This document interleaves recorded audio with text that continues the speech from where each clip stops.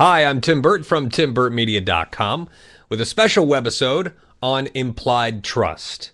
Now, what do I mean by implied trust? Well, I'll tell you in just a moment. The reason I am doing this special webisode, a webinar tonight, is because I ran across a story a couple weeks ago, and it was from Jakarta, Indonesia, where a group of men have scammed local ticket and concert goers out of $60,000.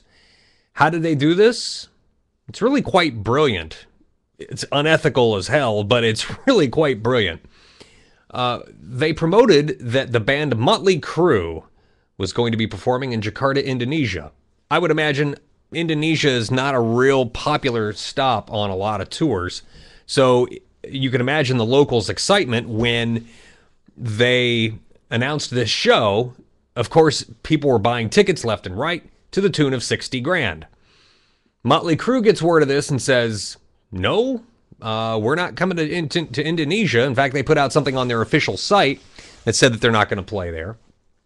And so the men have disappeared, and authorities have no idea who these guys are. To make matters worse, it wasn't just the local ticket buyers that got sucked into this scam. Also, the local media did as well. TV, radio, you can imagine they were reporting this all over the place, newspaper. So what happened? Well, the ticket goers had their implied trust violated by a scammer. In other words, they hear Motley Crue's coming to Indonesia, to Jakarta. They plunk over their $20 or whatever it is that they paid. They have no way of knowing if this show is fake. It's not like they can go down to the stadium or the arena and say, oh yeah, they're setting up the stage. Look, there's sound equipment. They're bringing in guitars. Yeah, they're going to play. You have no idea. You have no way of knowing that. So the scammers violated their implied trust. Concert goers trusting that the band was actually going to be there. Never happened. So how does this implied trust translate over to advertising? Well, it's very simple. If you are a business owner, if you're an ad agency and you are running advertisements for yourself or your client, you better make sure that what you're saying in your advertisement you can back up, or your client can back up. If they're saying, we have XYZ, and the customer goes in and they're all out of XYZ, whatever that might be, well, guess what? Your implied trust just got violated, and what are the odds that you're going to return to that business? Slim to none, and Slim may have just left town.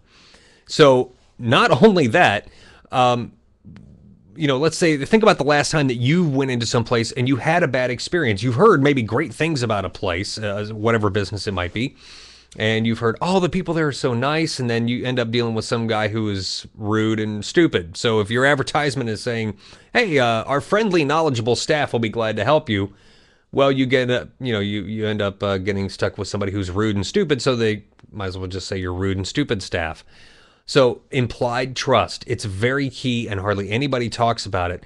But it's something that you have to be very, very aware of and very wary of, not only for your business's sake, but for legal ramifications as well. A lot of people know bait and switch and all of these other advertising tactics, false advertising, misleading advertising. This is where these things come in. This is the genesis of those problems. It's violation of implied trust. So, no Crue for you, people in Jakarta, Indonesia. I'm so sad to say. It's not like I'm a Motley Crue fan, but I do feel bad for you. I mean, I know what it's like to get scammed. It's not great, It's not a good time. So be wary of what you're saying. I'm Tim Burt from TimBurtMedia.com. I'd like to thank you for watching, and you can find me on Facebook, Twitter, YouTube, WordPress, Google+, and many other places. Thank you so much for watching, and I will see you next time.